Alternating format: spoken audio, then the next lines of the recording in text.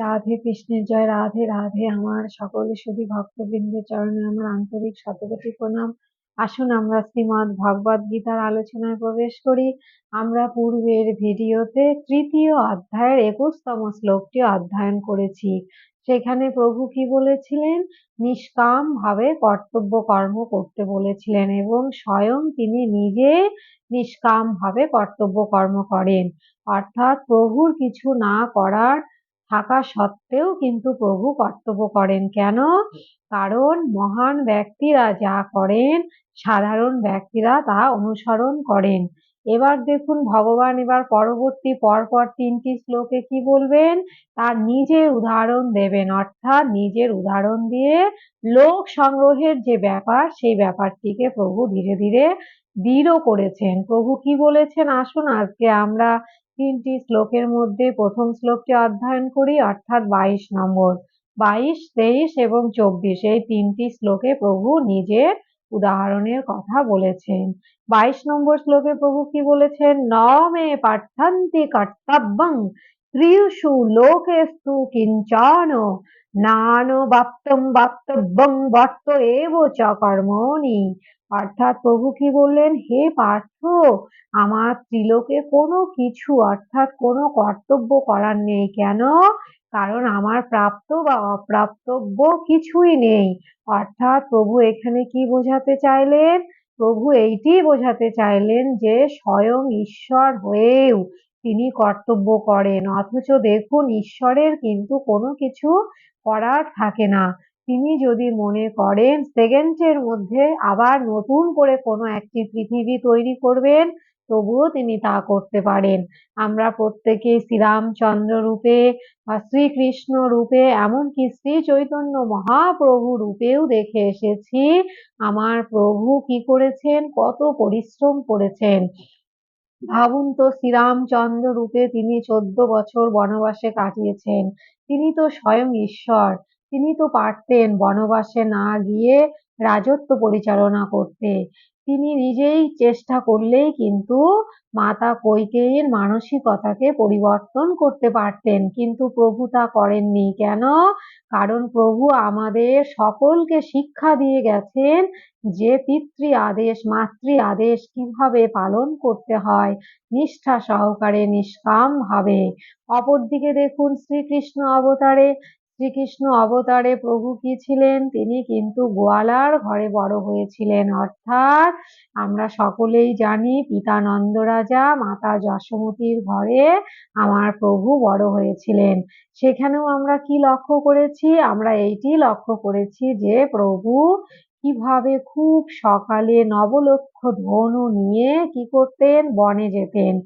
সেই নবলক্ষ ধেনু তিনি নিয়ে কিন্তু সারাদিন রৌদ্র বাতাস এমনকি ঝড় বৃষ্টির মধ্যেও সখাদের সঙ্গে তিনি বনে কত লীলা করেছেন, কত অসুর বধ করেছেন।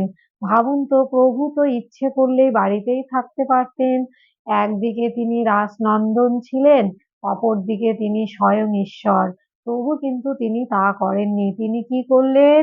ব্রজ গ্রামের অর্থাৎ ব্রজবাসীদের সাধারণ যে সমস্ত বালকগণ ছিলেন ব্রজধামে, সেই সাধারণ বালকদের মতোই কিন্তু তিনি কোথায় গমন করলেন? বনে গমন করলেন এবং সেখানে গিয়ে কঠোর পরিশ্রম করলেন। অপরদিকে দেখুন শ্রী চৈতন্য মহাপ্রভু রূপে শ্রী চৈতন্য মহাপ্রভু তো ইচ্ছে করলেই পারতেন আমাদের মানসিকতা পরিবর্তন করে অধর্ম থেকে ধর্ম পথে খুব সহজেই নিয়ে আসতে, কিন্তু নিত্যানন্দ প্রভু শ্রী চৈতন্য মহাপ্রভু স্বয়ং ঈশ্বর হয়েও কি করেছেন? দেখুন, অধর্মের হাতে কত অত্যাচার সহ্য করেছেন। সহ্য করেও স্বয়ং ঈশ্বর হয়ে তিনি কিন্তু ভগবানের নাম প্রদান করেছেন। কারণ গোলক ধাম অর্থাৎ বৈকুণ্ঠ ধামের মহামন্ত্র মহাযজ্ঞ হলো কি বলুন তো? হরে কৃষ্ণ নাম। আর সেই হরে কৃষ্ণ নাম ছাড়া কলিযুগের জীবেদের কোনো উদ্ধার নেই। তাই প্রভু কি করলেন? স্বয়ং ঈশ্বর হয়েও নাম প্রচার করলেন। আর এই নাম প্রচার করার জন্য ভাবুন তো, আমাদের সকলকে উদ্ধার করার জন্য নিজের সুখ স্বাচ্ছন্দ্য সংসার সবকিছু পরিত্যাগ করে তিনি কি করলেন, ভক্তদের দ্বারে দ্বারে নাম বিলিয়ে ঘুরলেন। তবে আমরা কি লক্ষ্য করছি, যে প্রভু সত্য যুগেই হোক, ত্রেতা যুগেই হোক, দাপর যুগেই হোক, সব যুগেই কিন্তু প্রভু কি করছেন, এমনকি কলি যুগেই হোক, স্বয়ং ঈশ্বর হয়েও কিন্তু তিনি কঠোর পরিশ্রম করছেন, এবং সেই পরিশ্রম করে আমাদেরকে কি শিক্ষা দিয়ে গেলেন, যে স্বয়ং ঈশ্বর হওয়া সত্ত্বেও আমি যেমন করে আলস্য ভাবে জীবনযাপন না করে পরিশ্রম করে নিষ্ঠা সহকারে অন্যের হিতার্থে অন্যের মঙ্গলের জন্য কর্তব্য পালন করে চলেছি, হে কলির জীব, হে মনুষ্যগণ, তোমরাও তাই করো। তোমরা বসে থাকবে না, অর্থাৎ আমরা অলস হয়ে যদি বসে থাকি তবে কিন্তু আমাদের সংসারের অন্যান্য সদস্যবৃন্দের প্রতি তার খারাপ প্রভাব পড়বে। দেখুন, পূর্বের শ্লোকে প্রভু কি বলেছিলেন, সংসারে যদি কেউ কর্তব্যচ্যুত হয়ে অলসভাবে বসে থাকে তবে কি হবে, অন্যান্য সদস্যবৃন্দের প্রতি তার খুব ঘোরতর একটি খারাপ প্রভাব পড়বে। এর ফলে কি হবে, সংসারের গতি রুদ্ধ হয়ে যেতে পারে। অর্থাৎ দেখুন, একটি ট্রেনের ইঞ্জিন যে পথ ধরে যায়, ইঞ্জিনের পেছনে যে কামরাগুলো থাকে সেগুলো কিন্তু সেই একই পথ অনুসরণ করে যায়। তাহলে আমাদের কি করতে হবে, আমাদের অবশ্যই কর্তব্য কর্ম নিষ্ঠা সহকারে পালন করতে হবে। তবে আমাদের পরবর্তী প্রজন্ম যারা রয়েছেন তারা আমাদের পথ অনুসরণ করে চলবেন, এবং আমাদের সংসার তথা ইহকাল পরকাল সবকিছু সুখময় হয়ে উঠবে। তবে আজকে এই 22তম শ্লোকটি অধ্যয়ন করে আমরা কি শিক্ষা অর্জন করলাম, আমরা এই শিক্ষা অর্জন করলাম যে প্রভু বললেন, হে পার্থ, প্রভু কিন্তু এখানে বীর অর্জুনকে পার্থ সম্বোধন করেছেন পুনরায়। পার্থ সম্বোধন করে কি বললেন, হে পার্থ, আমি স্বয়ং ঈশ্বর হওয়া সত্ত্বেও, আমার কোনো কর্তব্য কর্ম না থাকা সত্ত্বেও আমি কিন্তু যুগে যুগে অবতার গ্রহণ করে নিষ্ঠা সহকারে খুব পরিশ্রম করে গেছি, অর্থাৎ যা যা কর্তব্য করণীয় তাই করে গেছি। তাই আমরা সাধারণ জীব, আমাদের বসে থাকলে চলবে না। তাই আসুন আমরা কি করব, প্রভুর আদেশ মতো অবশ্যই কর্তব্য কর্ম পালন করব। প্রভু এবার গীতা মাহাত্ম্যে কি বলেছেন, শালগ্রাম ও শিলায়ং বা দেবাগারে শিবালয়ে তীর্থে নদ্যং পঠেদ গীতাং সৌভাগ্যং লভতে ধ্রুবম। অর্থাৎ আপনি যদি কোনো তীর্থে ভ্রমণ করতে গিয়েও গীতা অধ্যয়ন করেন তবে কিন্তু আপনার ভাগ্য কি হবে, সৌভাগ্যে পরিণত হবে। আপনার পূর্বকৃত পাপ ক্ষয় হয়ে যাবে এবং আপনি পুণ্য অর্জন করতে পারবেন। পুণ্য অর্জন করলে কি হবে, অবশ্যই আপনাকে আর কষ্ট পেতে হবে না, দুঃখ পেতে হবে না।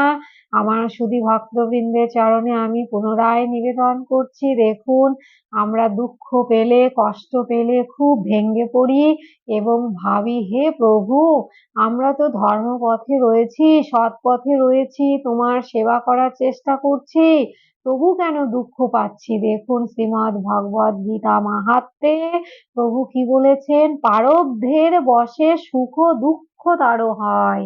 প্রারব্ধ মানে পূর্বকৃত কর্মফল। সুতরাং আমাদের ভুলে গেলে চলবে না। এখন আমরা ধর্মপথে রয়েছি, প্রভুর সেবা করছি, ঠিক আছে, কিন্তু পূর্ব জন্মে তো আমরা অধর্ম পথে থাকতেও পারি। তাই সেই যে পাপ কর্ম, সেই পাপ কর্মের ফল যদি আমরা ভোগ না করি তবে আমরা কি করে প্রভুর চরণ লাভ করব। তবে এ ব্যাপারে একটি কথা অবশ্যই বলবো, যদি আপনি ধর্মপথে থাকেন, প্রভুর সেবা করেন, আপনার পূর্বকৃত পাপ অবশ্যই অনেকাংশে, অর্থাৎ ধরুন 100-50% পাপ কিন্তু ক্ষয় হয়ে যাবে। কি করে ক্ষয় হয়ে যাবে, প্রভু তো গীতায় বলেছেন, পদ্মপত্রে জল তুল্য সর্ব পাপ ক্ষয়। পদ্ম পাতায় যেমন করে জল স্থির থাকে না, তেমনি যে ব্যক্তি ধর্মপথে থাকে, পরমাত্মার সেবা করে, তার পূর্বকৃত পাপও যেন প্রভু স্ব-ইচ্ছায় প্রায়শ্চিত্ত বেশি করে না করিয়েই যেন তাকে মুক্ত করে দেন। তাই আসুন আমরা প্রভুর আদেশ মতো প্রত্যেকদিন গীতা অধ্যয়ন করব, প্রভুর সেবা করব। এর ফলে কি হবে? আমাদের সমাজ যেন ধর্মময় হয়ে যাবে, সুন্দর সমাজ পরিণত হবে। অর্থাৎ আমাদের দ্বারা আমাদের পরবর্তী প্রজন্মরাও আমাদেরকে অনুসরণ করবেন এবং এইভাবে ধীরে ধীরে কি হবে? একটি সুন্দর পরিবেশ তৈরি হবে। আর আমাদের তো এইটি উদ্দেশ্য বলুন, আমরা মনুষ্যজনি পেয়েছি পরমাত্মার সেবা লাভ করার জন্য, অর্থাৎ পরমাত্মার সেবা করার জন্য। পরমাত্মার সেবা করার সুযোগ পেয়ে যদি আমরা সুযোগ হারিয়ে ফেলি বা সময় নষ্ট করি, তবে কিন্তু আমাদের মহা মূর্খতা হয়ে যাবে। আমরা এইরকম আচরণ অবশ্যই করব না। আমরা অবশ্যই পরমাত্মার সেবা করব এবং আমরা পরমাত্মাকে দেওয়া কথা অবশ্যই রাখতে পারবো। এর ফলে কি হবে? আমাদের দেহ থেকে যখন প্রাণটি বেরিয়ে যাবে, আর এদিক ওদিক কোথাও না গিয়ে সরাসরি বৈকুণ্ঠ ধামে গমন করবে। নিশ্চয়ই আপনারা ভালো আছেন, খুব ভালো থাকবেন। এই বলে ভিডিওটি আমি এখানেই বিশ্রাম রাখছি। রাধে রাধে।